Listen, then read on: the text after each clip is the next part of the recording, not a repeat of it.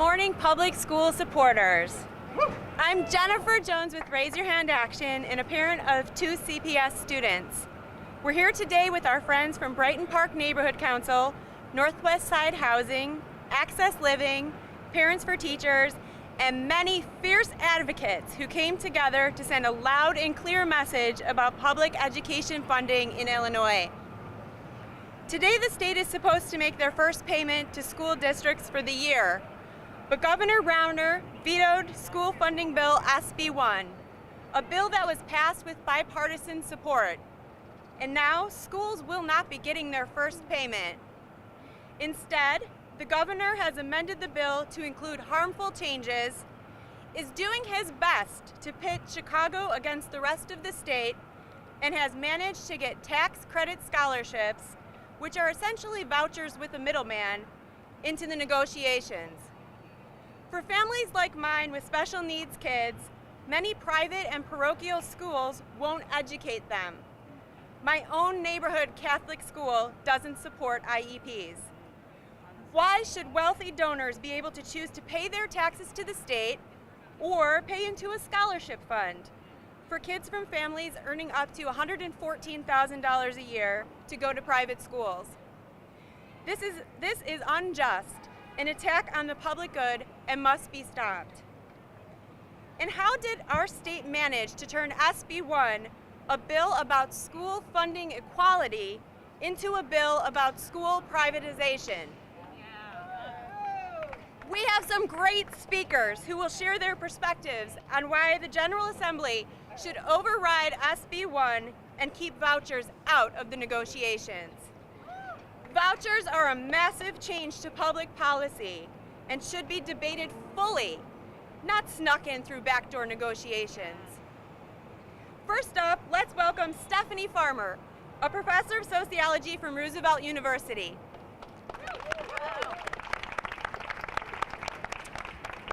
Good afternoon.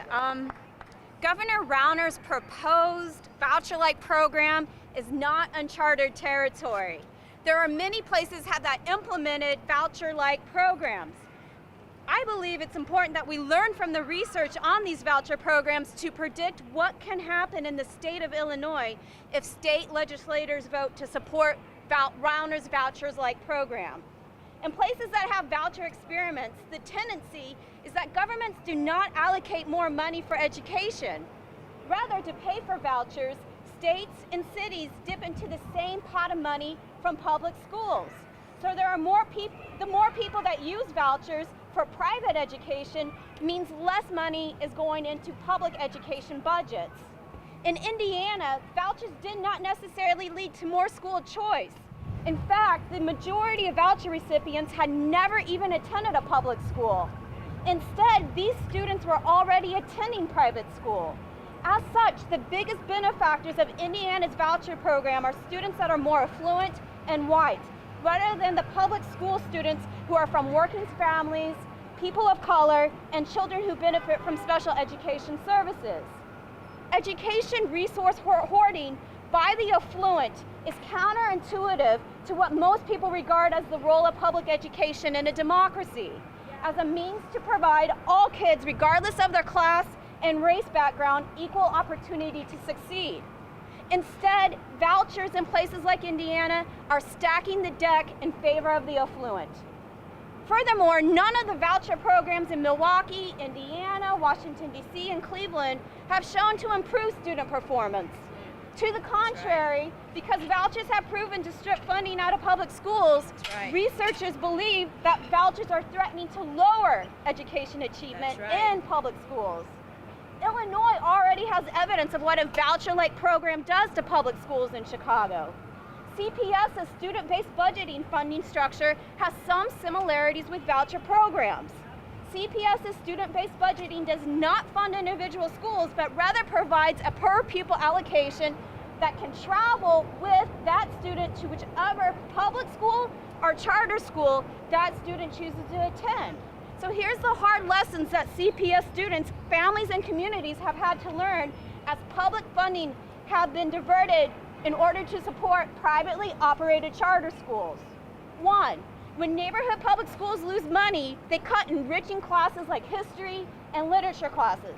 They cut after-school programs. They cut supports for special education. That's right. And they reduce the number of educational professionals inside the classroom.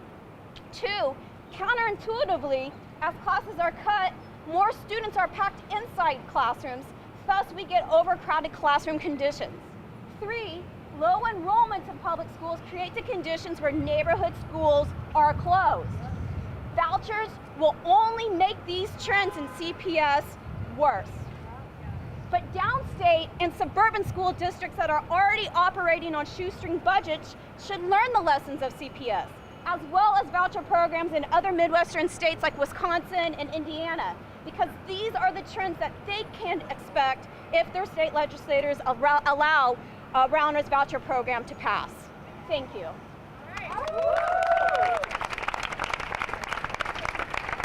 Thank you, Stephanie. Next, we have Reverend Tom Gaulke from the First Lutheran Church of the Trinity in Bridgeport.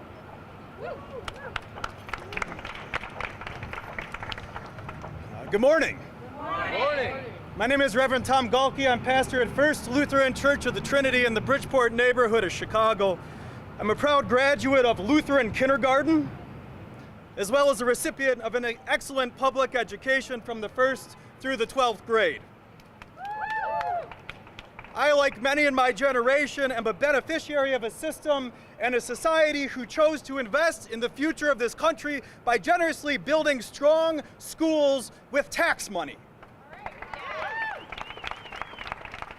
Everyone threw in with the understanding that money spent on education is money invested for the common good, common meaning everyone, and common meaning no one needs to be left out. Amen?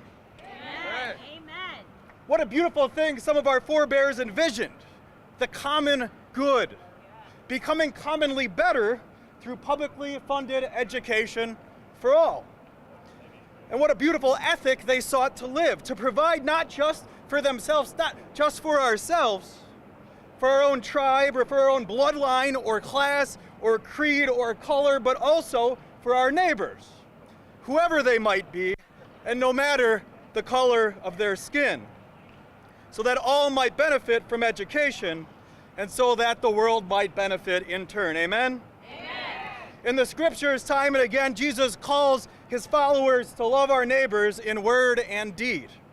He calls us to love our neighbors as ourselves. No doubt, publicly funded education is one of our greatest tools to put love into action for all our neighbors, and to love in word and in deed. What a beautiful conviction we've inherited, that education is a human right. That's right. Currently, that human right and that common good are both under attack. Using misleading names such as school choice, our governor and those who do not oppose him are once again advocating not for the common good, but rather for the good of the wealthy alone. But Governor Rauner and those who stand silent while witnessing his abuse, you're not fooling us. We know that what you call choice is not a choice to serve the people of Illinois at all.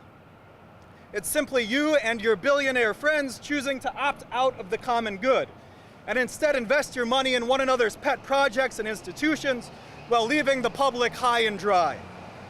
That's not a choice for us.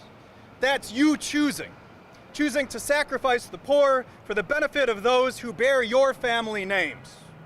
That's you choosing to smile while sharing a $30,000 bottle of wine with your friends, unfazed and unconcerned for poor, white, black, and brown communities being crushed once again by the devastation of disinvestment and the results of your greed.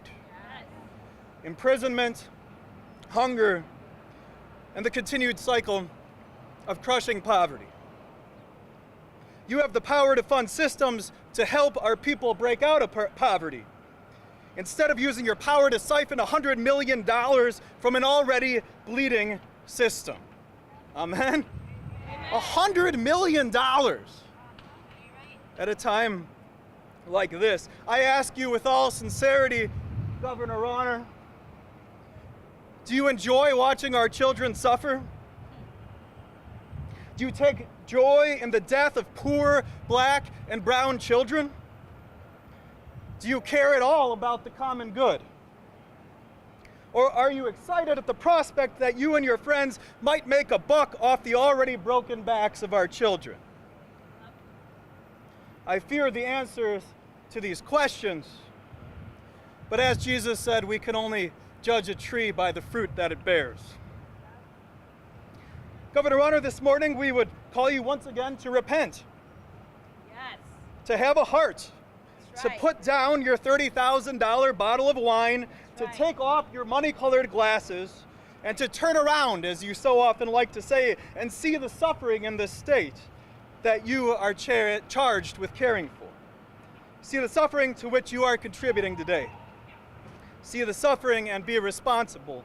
Respond. Do your job. Yeah, that's right.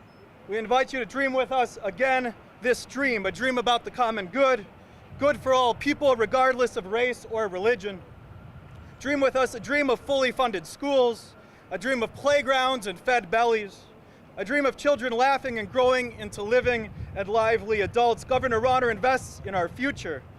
And for the love of God, love your people and invest in us. And one last thing, if Rauner won't, because let's face it, his fruits have been pretty rotten, haven't they? For the love of us all, Madigan, Cullerton, Brady, Durkin, get with it.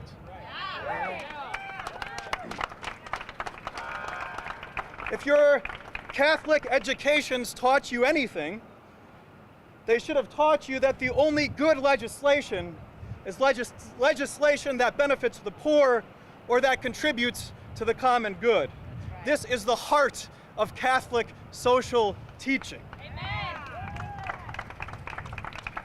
Use your power for good. Override this awful, immoral, classist, and racist amendatory veto of SB 1. Be a champion for the poor, for the love of God, and for the love of us all. Thank you. Thank you, Reverend Gaulke. Next up, we have Vanessa Valentin, who's the LSC chair, the local school council chair from Steinmetz High School. Thank you. Good afternoon, everyone. My name is Vanessa Valentin, and I'm a proud parent of Steinmetz College Prep Rheinberg students, and a Belmont-Cragen resident, and a big advocate for community schools in the city of Chicago. As Steinmetz has lost over $2 million in the last 2 years, I am here with my community, with our students, to tell Governor Rauner to pass SB 1, because it's just the right thing to do. 268 school districts receive more per pupil funding than CPS. That's not fair. So we're not asking for a bailout. We're asking you to change decades of a broken system. You are trying to cut special education funding. I'm a parent with a special education student, self-contained. And I will not allow you to continue to take away from our kids to give to communities and families that have privilege. So parents, it's time for us to stand up.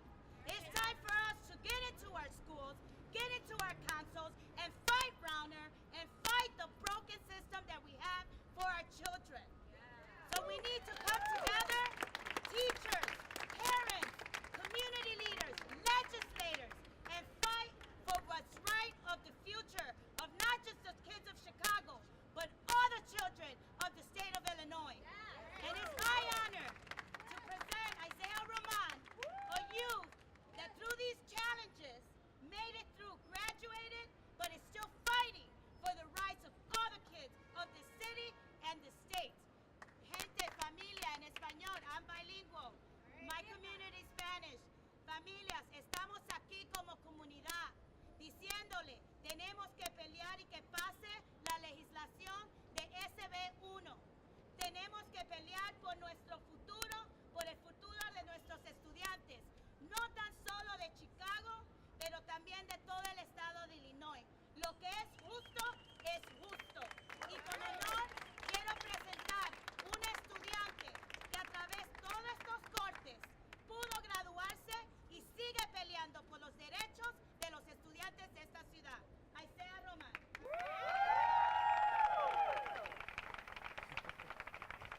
morning, everyone. And although it is a good morning, it is also a sad morning.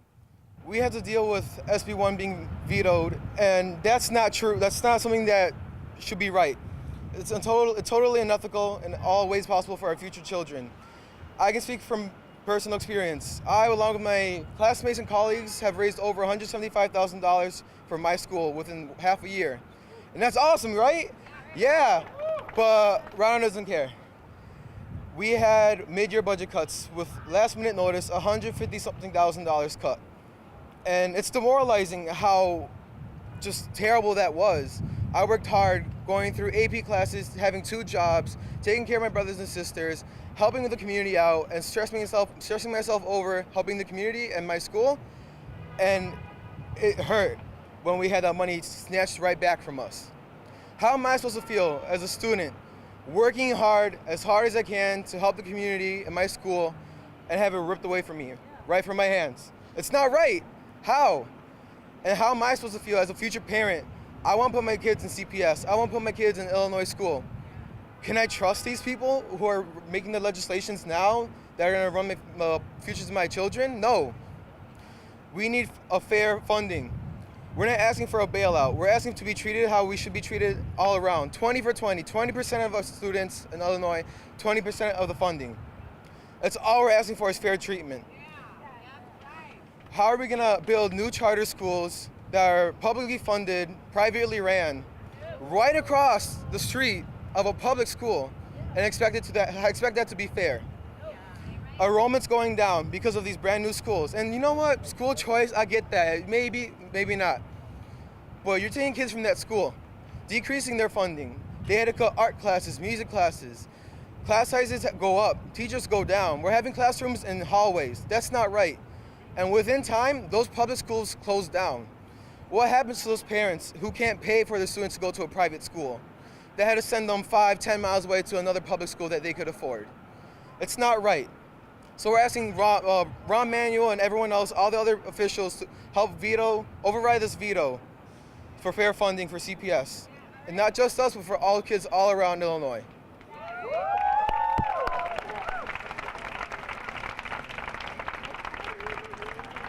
Thank you, Isaiah. Next up, we have Rob Estevan from Access Living.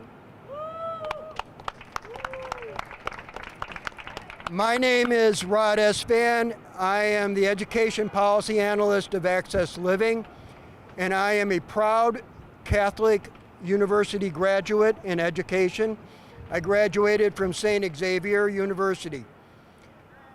At our university, we had a discussion about the problems of vouchers and the Catholic school system. We had deep discussions about our decline in enrollment in Catholic schools.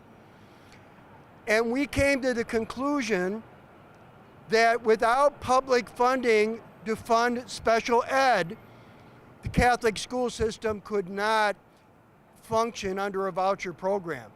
Now they found a way to avoid that by a sleight of hand.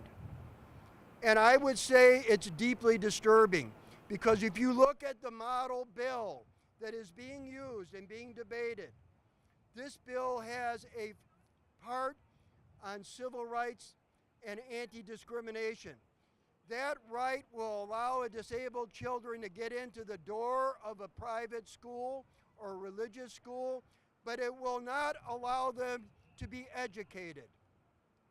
As all of us who have been involved in Catholic schools know, the schools themselves that educate disabled children internally raise money for this, and the families pay for this. This is not a public education for these children. So we need to look at this very critically as where we are going at in a society and what will happen to these children in a situation that there are fewer public options for them. Access Living opposed prior voucher bills in the General Assembly, particularly one by the current chair of the Illinois State Board of Education, Reverend Meeks. We opposed it for the same reason. It did not afford children with disabilities any rights under federal law. It did not allow them to have an independent education plan. It did not provide them with supplemental supports and services. They got what they could get in those schools.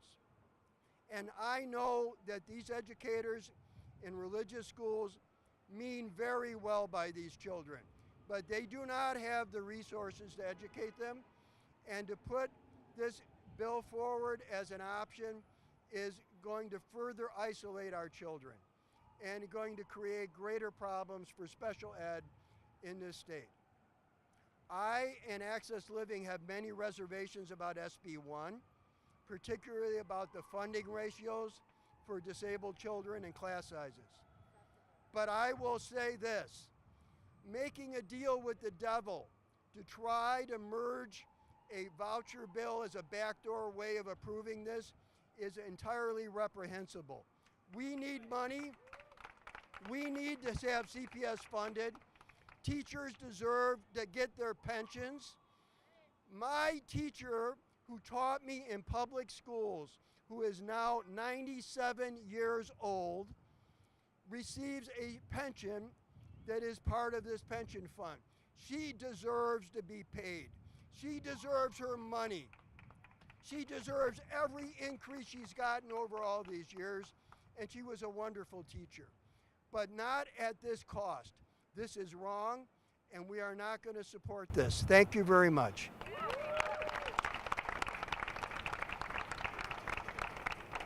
Thank you, Rod. We'll have 2 more speakers, and after that, we will be delivering letters to our legislative leaders to ensure that they know we do not want vouchers in Illinois. Right. That's right. Next up, I'd like to welcome Karina Martinez. She's a graduate from Curry High School and a member of the Brighton Park Neighborhood Council.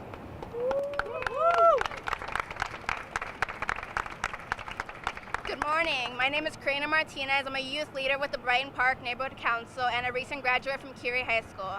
Although I've graduated, I realize the problems don't just stop when I leave that classroom, when I leave that school, that students continue to have those problems in those schools. Year after year, these budgets continue to get cuts. During my 4 years of high school, I went to a school where the roof constantly leaked.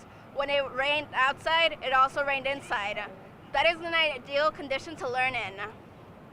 This year, it's only gotten worse. This year, 4 Southside high schools have lost 36 staff and teachers. Staff that is vital to every single student's ability to succeed. Students are in violence-ridden areas, and their school is their only escape. And they're losing teachers that mean a lot to them. 2 years ago, CPS approved Noble High School Mansueto. It's a couple blocks from Kelly High School. Kelly High School this year has lost 22 positions in their school. Does this show, are these legislators saying that Kelly High School students are not worth being taught? Are they not worth the resources? They're telling their students that they are not worth it, that charter school students deserve more than they do. That is not acceptable. Charter schools have constantly taken more resources from public schools. Public schools are the reason that students are able to succeed. They provide for every single student, every bilingual student, every special education student, every English learner. They provide for everyone on every single level. They never push anyone away. Now instead of supporting solutions and finding solutions, Governor Rauner, Mayor Emanuel, and legislators are supporting vouchers on the same platform that Betsy DeVos and Donald Trump used. Legislators and CPS need to support revenue instead of debt. We need to demand no tax breaks for the rich and wealthy. They don't need it. And we also don't want vouchers to take away from the public education. We demand that education in Illinois and Chicago be taken seriously. Our future is at stake here. Thank you. Thank you, Karina.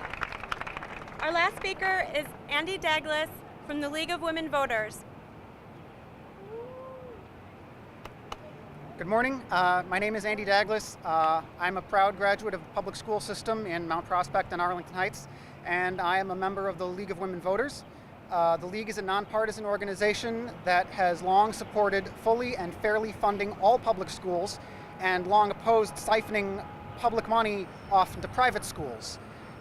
Supporters of voucher programs, tax credit scholarships, whatever you want to call them, like to claim that they help some kids escape underperforming schools. But what they always leave unspoken is, and screw everyone else. They don't want to address the reason why we have underperforming schools in the first place, which is that the schools are underfunded. They're funded based on property wealth instead of based on need. SB 1 would have put us on track to correcting that, to fully and fairly funding schools based on need for maybe the first time in the state's history. The governor's administration even admitted it had 90% of what they wanted based on the formula that the ISBE had developed. But first he vetoes it because it gives Chicago public schools a bailout, which is ridiculous because the state can't bail out public schools because the state is responsible for funding public schools regardless of what city they're in. And then he tries to sneak in a massive policy change, none of which was on the table all year long when we were debating school policy reform. It's completely absurd. It exacerbates the problem of unequal funding instead of correcting it, which is why the League is encouraging our members to urge lawmakers to override the veto and pass SB 1. Thank you.